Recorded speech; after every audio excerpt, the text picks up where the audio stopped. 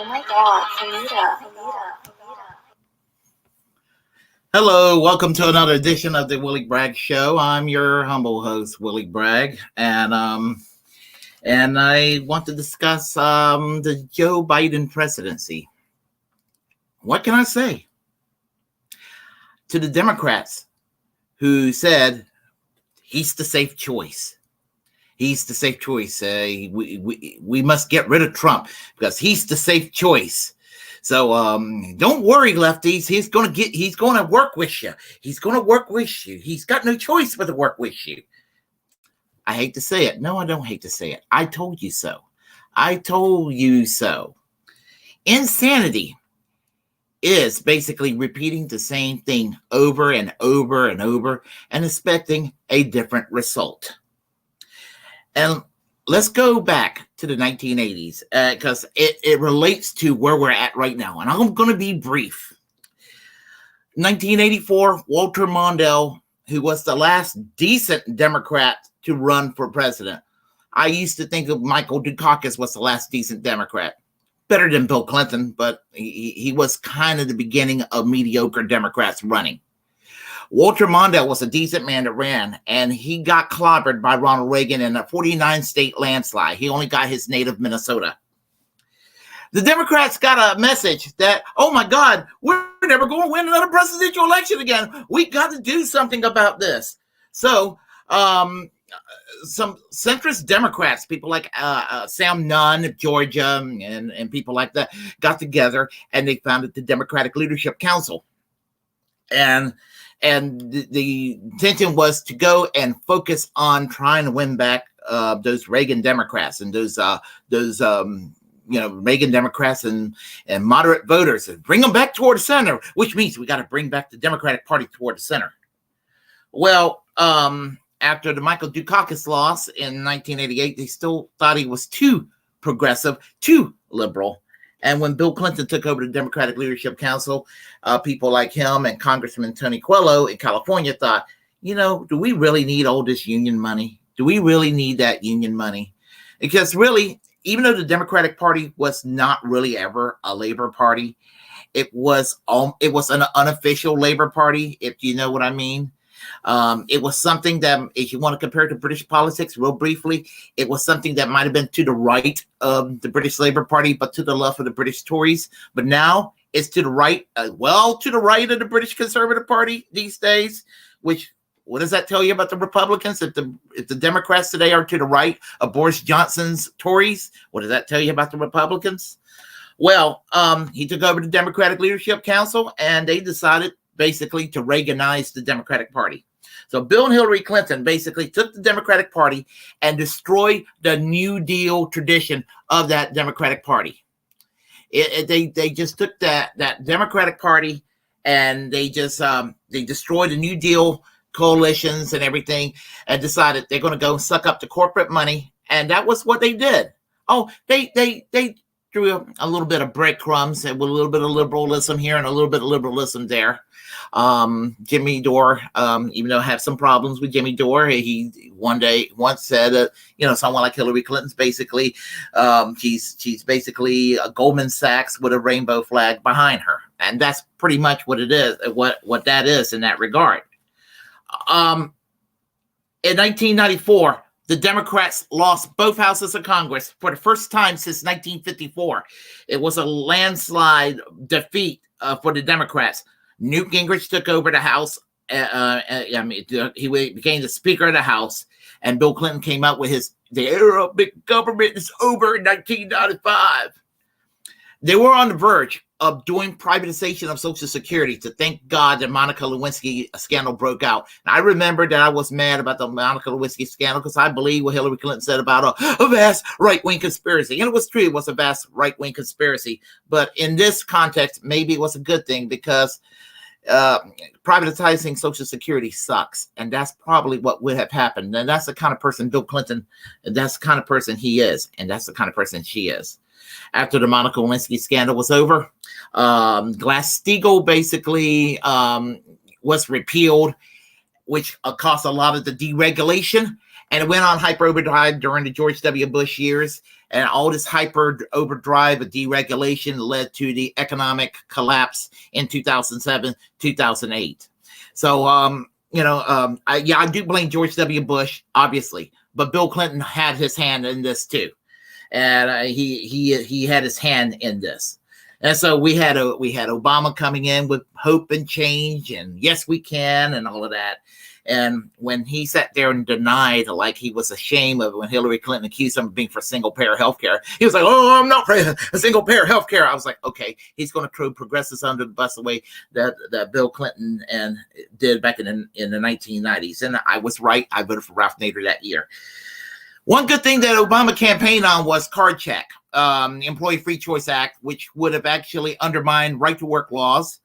He campaigned on that piece of legislation, but never did anything to pursue it. And I almost wish I would rather for him to pursue the card check legislation than to go with the Affordable Care Act, because with the unions grow, that means that companies will have to do more to provide generous health care to their workers, even pressuring non-union companies to do the same. So we ended up with a Heritage Foundation healthcare plan called, it was originally called Romney Care, ended up being called the Affordable Care Act, nicknamed Obamacare. And unions started to decline because there was a reaction against Obama because everybody thought Obama was this scary socialist, scary communist, when a lot of the Obama's policies, just like it was Clinton's policy, they were kind of governing like moderate Republicans in the 1980s. A lot of corporatism. He continued the corporatism. He gave money to big corporations. I mean, just gave money to the 3 automakers and to the banks and to the insurance companies, when the money would have been so much better spent in the hands of the people instead. But that didn't happen. And that kind of crap sponsored things like Occupy Wall Street by 2012. Something that was needed, unfortunately too short-lived and not strident enough. By the time Bernie Sanders, and we're getting to near the pressing here, Bernie Sanders came in to put a stop to this Hillary Clinton nonsense of the Democratic Party being a centrist party or offering us Republican light. And because the Democrats have been such a letdown to the working class people, especially in places like Pennsylvania, Ohio, Wisconsin, and Michigan, where there's where a lot of factories and a lot of manufacturing sectors have closed shop, going back to the 80s and to some extent the late 70s. They believed that Trump was going to bring those factories back. A lot of these people voted for Obama twice, and they voted for Clinton. I mean, and they thought that the factories are going to come back. It could be that Trump might have been sincere about it, but he had a lot of establishment people under his belt, and they were going to go and do things the usual George W. Bush, Mitt Romney sort of way. And so, I would say that maybe just like if Bernie Sanders would have been president, they'd have had people doing things in the Bill and Hillary Clinton sort of way. So even though any issues I may have with Trump, and there's plenty, there are anything that's benevolent or benign, benevolent or positive that could be from his presidency.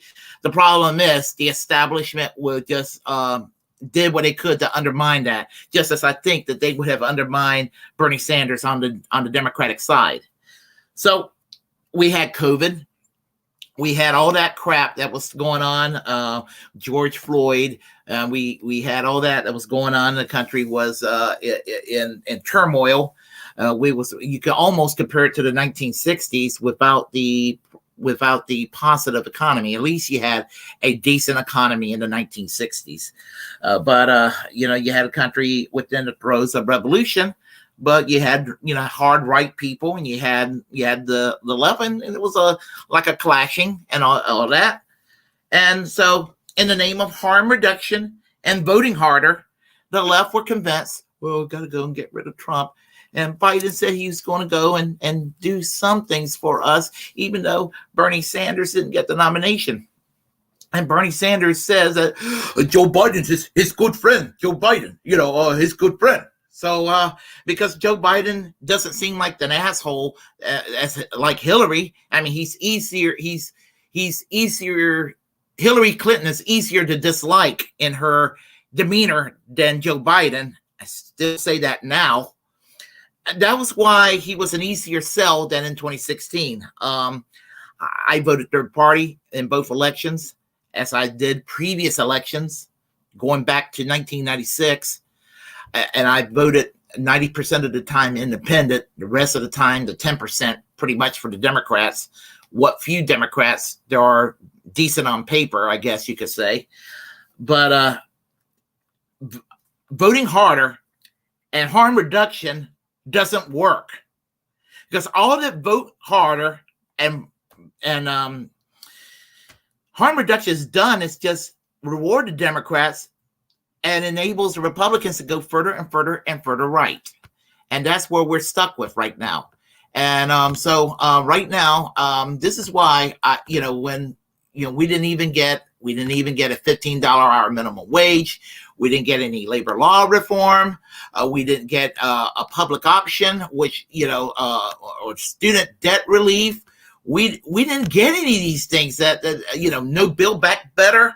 And the one good thing he did, pulling us out of Afghanistan, he wants to go and get us into a war with Russia, between Russia and Ukraine, because Hillary Clinton believes that Donald Trump was put in the White House by Vladimir Putin in 2016. No such a thing. Vladimir Putin sucks, but no, he didn't put Donald Trump in the White House in 2016. Hillary Clinton put Donald Trump in the White House in 2016, back in 2014 and 2015, when Bill and Hillary Clinton convinced Donald Trump, who they were still friends with, to disrupt the Republican primaries and to make it so that it'll be an easy win for Hillary Clinton to get into the White House in 2016. Everybody thinks I'm a conspiracy kook for saying that, but I stand by that, and that is the hill that I die on, honestly. So we are stuck in a situation where Joe Biden is a failed presidency. And so what happens? We have a situation where Hillary Clinton is rearing her ugly head into the scene again. And she just won't go away. She honestly, it's like there's Hillary and she just won't go the fuck away. It's like, my God, won't you just go? Leave us alone. But she won't do it. But anyway, hold on here we go. Hillary Clinton, she's telling the Democrats that they're going to have to moderate toward the center. She's telling basically Democrats to throw the trans community under the bus now, because that's polarizing and what have you. Like that's the person you're going to take advice from, Democrats. the person the easiest person you could have beat in the world was Donald Trump, and you just let this Karen, this cackling Karen, going to sit there and take advice from her? No. If Hillary Clinton gives you advice, you do the opposite. You do the exact opposite, because anything that Hillary Clinton offers as an advice is going to be absolutely just wrong-headed as it is. But I'm going to tell you what's going to happen. It's going to happen what happens every time when the Democrats are defeated, and it's going to happen like stridently so this time. They're going to blame the left. They're going to blame Bernie Sanders. They're going to blame the squad, AOC and Bernie Sanders. They're going to be on the shit list, and they're going to reinforce Clintonism on steroids afterwards. That's what's going to happen. They're going to do this. They're going to go and do everything they can to clean house and to go and punish the left in every way, shape, and form. And they're going to psychologically tell a lot of Democrats, if you dare go left, we're going to smear you as a right winger. And in other words, they're going to go and listen to Twitter assholes like Brooklyn Dad Defiant and take advice from that motherfucker. So anyway, if y'all don't know who Brooklyn Dad Defiant is, just thank your lucky stars you don't. So just thank your lucky stars. But you know what's going to happen? November 2022, just a few months away. We all know it's going to be a bloodbath. And we're going to see not just one or two or three Marjorie Taylor Greens. We'll probably see 20 or 30 Marjorie Taylor Greens and added into the U.S. House of Representatives. Sheer insanity. I mean, just sheer insanity. And that's what we're going to be stuck with for many, many years. I mean, I almost owe Sarah Palin an apology for all the crappy things I've said about her all these years, because she's sane compared to Marjorie Taylor Greene. She really is. But here's another thing about it. We're in a situation that and I mean, you probably won't be surprised to hear me say this, but if Bernie Sanders run in 2024, I'm going to back him. I know what the Democrats are going to do to him again. I know what they're going to do to him again, but I will back him because he's got superior policies. His policies are better. I dare anybody to tell me that they have policies better than Bernie Sanders. Any politician in D.C. has policies better than any Democrat, any Republican. They don't have policies better than Bernie Sanders. I just wish that Bernie Sanders would be less docile and stop talking about his good friend, Joe Biden. Joe Biden is not my good friend. Joe Biden is an asshole. Joe Biden needs to step down. That's basically the thing. He needs to step down. And the thing about it is, don't get it twisted. I'm actually a little angry with Bernie Sanders lately too, and right now. But I have to give the man credit. Still, he's got the best policies around, and I do not want those policies and the national conversation to disappear. It took decades for this national conversation to take place. I do not want this to be 80 years old before we get this conversation back. And here's the thing. There's a possibility that, and people are making fun, but there's a possibility that Jesse Ventura may run for president, and there's a possibility that Jimmy Dore may run for president. And I don't know who the Greens are running. Would it be Howie Hawkins again? We don't know. But those two are better choices than Joe Biden, for damn sure. I don't want to hear harm reduction. We've been doing harm reduction, and all we have seen is the country going further and further and further to the right. And I'm just sick of it. I'm just sick of it. So anyway, right now on the chat line, we have Patty Adams. Enough with the music. Oh, yeah, I know what you're talking about. Yeah, I was recommended to go and play theme music. It's supposed to go and keep the people interested. So, let's see. Let's see. Where's the take on Biden? Oh, I just took the take on Biden, pretty much. Let's see. Taylor Cole says the more people vote, the harder the primary will be to rig. Well, since 1972, after the George McGovern defeat, the Democrats, that's when really, even prior to the Mondale defeat in 84, that was when things started to put the screws. They did not want another George McGovern. And so, Jimmy Carter was actually much more conservative than people figure that he was. I mean, now Jimmy Carter is a flaming progressive compared to a lot of today's Democrats. And he did support Bernie Sanders. So in the primaries in 2016, I don't know who he supported in 2020, but I know he voted for Bernie Sanders in 2016. Good for him. He's a good man. Walter Mondale, better than Jimmy Carter on policy. And Michael Dukakis, better than Bill Clinton, but very mediocre as it turned out. But they make it hard for progressives to move forward. But in the Republican primaries, they make it easy for Marjorie Taylor Greene to win, but they make it hard for Bernie Sanders or an AOC when AOC is being a true progressive, and or they make it hard for John Fetterman. John Fetterman's, if one has to rely on Democrats, John Fetterman's the only Democrat that I actually looking forward to seeing win, and it looks like he may win in Pennsylvania. That's probably the one Democrat I'm going like woohoo, for. I'm actually voting Green Party in North Carolina in November, and I know that there's going to be some people giving me some shit over this, but I can't support corporate Democrats, even in the name of harm reduction, because usually, if I have done it before, and usually the Republicans win, and I end up feeling dirty as a result. I remember back in 2002 that happening with Erskine Bowles. Horrible person, horrible. Let's see. There's no way that Jimmy will get the ballot if he runs with the MPP.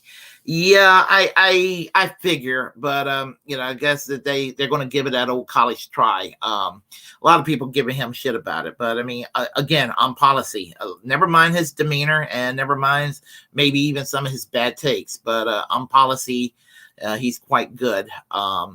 And somebody joked about a Jimmy Dore, Breonna Joy Gray ticket, and as if that's a bad thing. I'd be okay with a Jimmy Dore, Breonna Joy Gray ticket. She's pretty based. So let's see here. What do you think of Marcel Dixon? Oh, in South Carolina, I wanted him to defeat Jim Clyburn. Jim Clyburn is absolutely awful. He played a role in destroying Bernie Sanders' campaign in 2020, starting in South Carolina. And when Congressman John Lewis died, they did the eulogy and everything. Bill Clinton openly at that eulogy looked across the floor and talked to Congressman Clyburn and appreciated what he did, openly appreciated helping Joe Biden out to stop Bernie Sanders. I'm like, yeah, motherfucker. When I look at Bill Clinton, it just makes me puke thinking that I voted for that asshole in 1992. But anyway, that's pretty much it for me. So if you like what you heard, press like and comment. Comment anyway. If you disagree with what I have to say, we will have a conversation. Hit that. Excuse me. Feel free to share the content on this channel. As the First Amendment absolutist, it's my duty to inform you to create your own platform and utilize it, because we are the muckrakers of our time. Hit that notification bell and that subscribe button. And remember, we must do what we can to support independent media. And until next time, I will conclude by saying to you all, with Metro by T-Mobile, make your move. I will conclude. Had a little glitch here. I'm going to take care of that in a second. But I will conclude by saying to you all, music. So give me a moment here.